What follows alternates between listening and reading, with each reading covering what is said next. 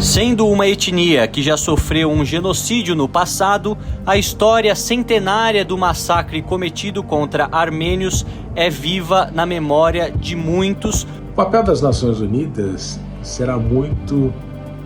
determinado e resultado daquilo que o Conselho de Segurança das Nações Unidas, particularmente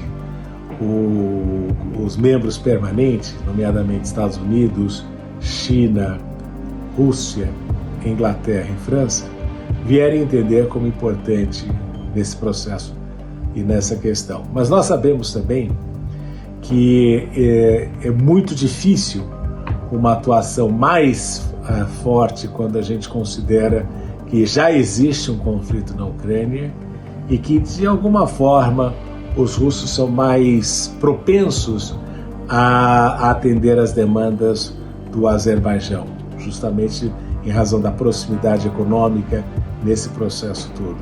Então, o que nós notamos é que a situação e aquilo que as Nações Unidas podem fazer diante dessa situação é reduzido a sua capacidade de agir, além dos bons ofícios e da tentativa de chamar a atenção internacional para o conflito e assim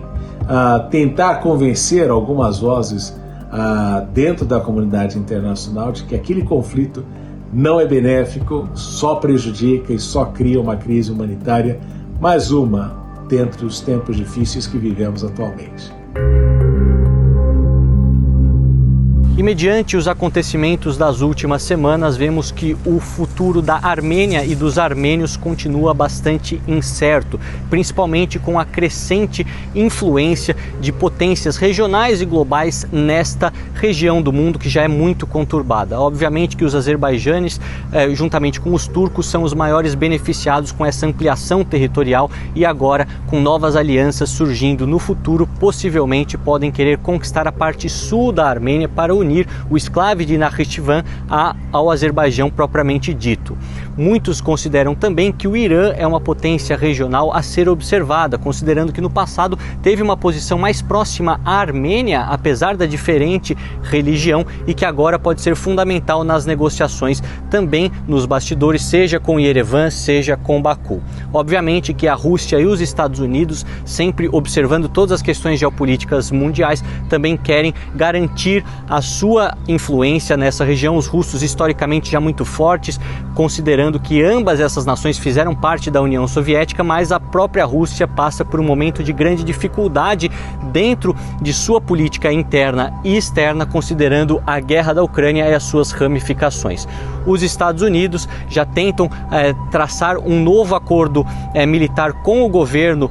da Armênia, algo que é visto com maus olhos, seja pelo governo de Teherã, seja pelo governo de Moscou, e portanto as variáveis são muitas e este povo continua com várias incógnitas para os próximos anos, lembrando sempre de sua história de superação, o que motiva os armênios a continuar a lutar. No campo político e até mesmo militar, as perspectivas são dúbias. O governo do Azerbaijão e os separatistas armênios de Nagorno-Karabakh iniciaram negociações de paz.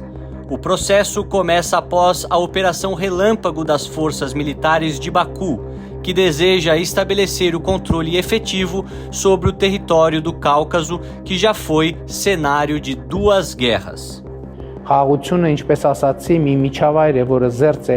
A paz é um meio livre de conflito, tanto de conflitos entre estados quanto entre etnias. Este caminho não é fácil e envolve choques internos e externos, mas precisamos caminhar pelo bem da nossa independência, do nosso estado, pelo bem do futuro. Os rivais históricos estão envolvidos há décadas em uma disputa pelo território montanhoso dentro do Azerbaijão, e que é habitado principalmente por armênios étnicos e policiado por separatistas e por forças de manutenção da paz russas.